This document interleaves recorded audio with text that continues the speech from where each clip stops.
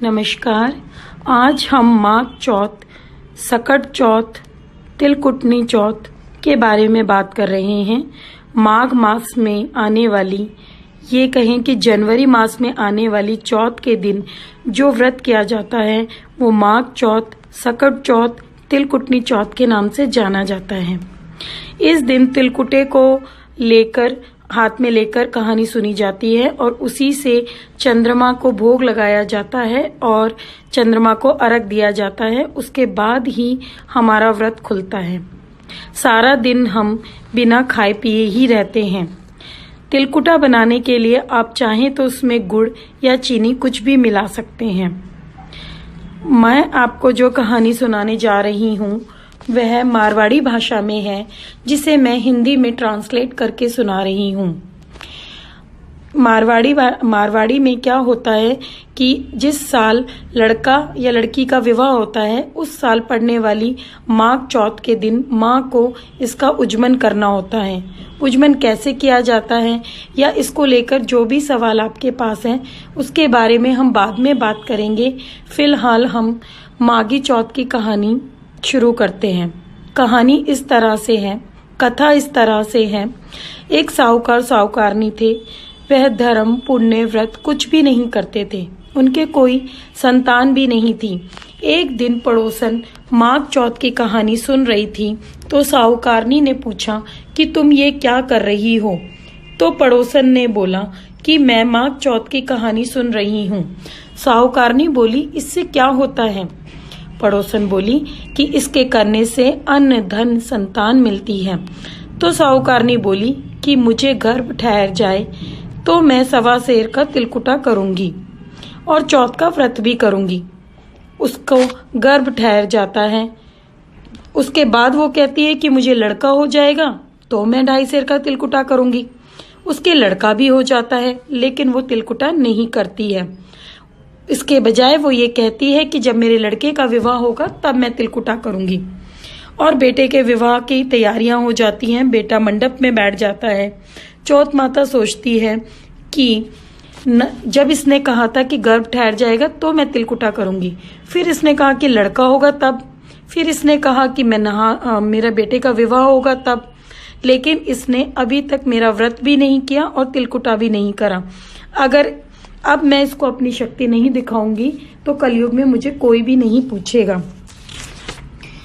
इस बात पे चौथ माता फेरों में आती हैं और जैसे ही उसके बेटे के 3 फेरे पूरे होते हैं चौथ माता गरजती बरसती आती है और उसको उठाकर ले जाती है, जाकर पीपल के पेड़ पर बैठा देती है। फेरों में शोर मच जाता है। सब बींद को खोजने लग जाते हैं लेकिन किसी को भी नहीं मिलता। बहुत दिनों बाद गणगौर आती है। लड़कियां गणगौर पूजन के लिए जाती हैं।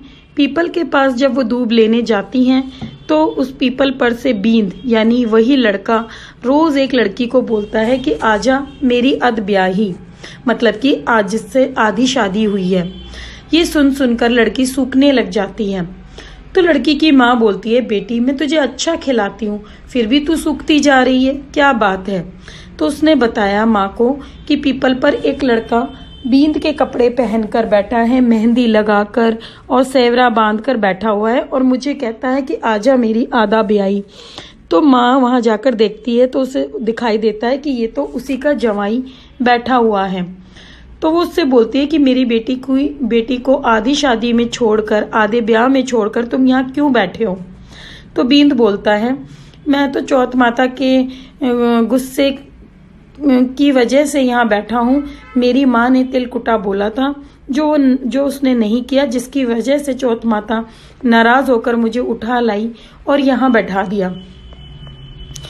तो उसी टाइम दुल्हन की माँ दूल्हे के घर जाती है और सारी बात बताती है। साहूकारनी बोलती है, हे चौथ माता मेरा बेटा आ जाए तो मैं 2.5 मन का तिलकुटा करूंगी। छोरी की माँ भी बोलती है, यानी कि दुल्हन की माँ भी बोलती है कि मैं भी 2.5 मन का तिलकुटा करूंगी। चौथ माता राजी हो जाती है, खुश हो जाती है और उसके बेटे को लाकर फेरे में बैठा देती है। बेटे का विवाह हो जाता है। फिर खूब धूमधाम से लोग चौथ माता का चौथ माता का तिलकुटा करते हैं और सारी नगरी में, मतलब जो उनका नगर होता है उसमें यह हेला फिरा देते हैं, यानी कि सूचना फैला देते हैं कि सब कोई चौथ माता का व्रत करे, तिलकुटा करे। हे चौथ माता, उसके बेटे बहू को मिलाया, ऐसे सबको मिलाना। कहते नहीं, सुनते नहीं, हुंकारा भरते नहीं, हमारे सारे परिवार को मिलाना। इतना कहने के बाद आपके हाथ में जो चावल के दाने हैं जिससे आपका कथा सुन रहे हैं, उसमें से थोड़े से चावल के दाने आप पानी में डाल दीजिए लोटे के, और उसके बाद विनायक जी यानी कि गणेश जी की कहानी कहनी होती है। गणेश जी की कहानी इस तरह से है। 2 देवरानी जेठानी थी। देवरानी के बहुत धन था, जेठानी गरीब थी। जेठानी गणेश जी की बहुत पूजा अर्चना करती थी। वो अपनी देवरानी के यहाँ चून यानी कि आटा पीसने जाती थी, और जिस कपड़े से वो आटे को छानती थी उस कपड़े को घर लाती और अपने पति को घोल कर पिला देती थी। एक दिन देवरानी के बच्चे ये देख लेते हैं और अपनी माँ को बोलते हैं कि माँ, ताई अपने चून के कपड़े को ले जाकर ताऊ जी को घोलकर पिला देती है। देवरानी बात सुनकर बहुत नाराज होती है और जेठानी से बोलती है कि तेरी सजा ये है कि आज के बाद जो कपड़ा तू चून छानने के लिए यानी आटा छानने के लिए इस्तेमाल करती है उसे यहीं रख कर और हाथ धोकर घर जाया कर। वो वैसा ही करती है। घर जाती है तो उसका पति बोलता है कि आटा घोल कर दे दे। जेठानी बोलती है आज चून छानने यानी आटा छानने वाला कपड़ा उन्होंने रख लिया। उसके पति को बहुत गुस्सा आता है और वह उसे पट्टे से मारता है। वह गणेश जी करती सो जाती है। गणेश जी आते हैं और पूछते हैं कि क्यों सो रही है। तो वो कहती है मेरी देवरानी ने आटा छानने वाला कपड़ा रख लिया और मैं अपने पति को आटा घोलकर नहीं पिला पाई, जिस वजह से उसने आज मुझे मारा। गणेश जी ने बोला मैं घर घर से तिलकुटा खाकर आया हूँ, मेरे मन निमटने को कर रहा है, सो कट जाऊं तो कहाँ जाऊं मैं। वह बोली महाराज इतनी जगह पड़ी है, जहाँ मन करे वहीं कर लो। गणेश जी निमट कर बोले कि अब मैं निमट तो लिया, अब पूछूं कहाँ। तो वह गुस्से में बोली मेरे सर पे पूछ लो। गणेश जी सिर पर पहुंचकर चले गए। थोड़ी देर में उठकर देखा तो सारा घर हीरे जगमगा रहा था, हीरे से जगमगा रहा था और उसके सर में भी बहुत ज़्यादा हीरे जवाहरात थे। यह देखकर यह सब समेटते हुए उसे बहुत टाइम लगा और फिर वह धन बटोरने लगी तो देवरानी के जाने में देर हो गई। देवरानी ने अपने बच्चों को भेजा कि देखकर आओ आज ताई क्यों नहीं आई है।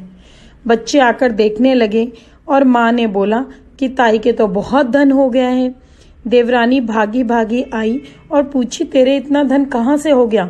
जेठानी ने सारी बात बता दी।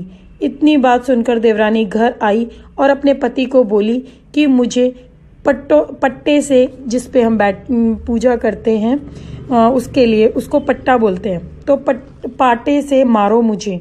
तो उसके जेठानी को उसके पति ने मारा तो उनके बहुत धन हो गया। तो उसके पति ने बोला तू धन की भूखी क्यों मार खा रही है, मतलब कि धन के पीछे क्यों मार खा रही है। पर वह नहीं मानी। उसके पति ने उसे खूब मारा और उसने अपना सारा मकान खाली करके गणेश जी का नाम लेकर सो गई। गणेश जी आकर बोले कि मैं कट्ठे निपटूं, मतलब मैं कहाँ फ्रेश हूँ। जब वो बोली महाराज उसका तो छोटा सा मकान था, मेरा तो बहुत ही बड़ा मकान है, तुम्हारा जहाँ इच्छा करे वहाँ निमट लो। गणेश जी सारे मकान में निमट लिए। फिर पूछे कि कहाँ पूछूं। जब वह बोली कि आओ मेरे सर पे पूछ लो। उसके सर पर पूछ कर गणेश जी अंतर्ध्यान हो गए। थोड़ी देर में उठकर देखा तो सारा कूड़ा सड़ रहा था।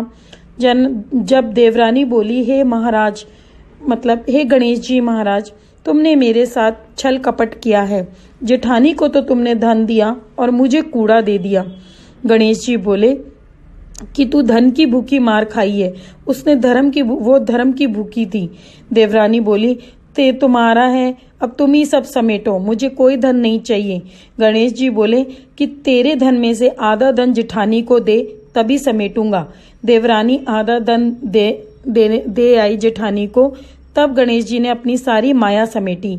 हे गणेश जी महाराज, देवरानी को दिया जिससे किसी को मत देना, जेठानी को दिया जिसे सबको देना। कहते ने सुनते ने, हुंकारा भरते ने, अपने सारे परिवार ने देना।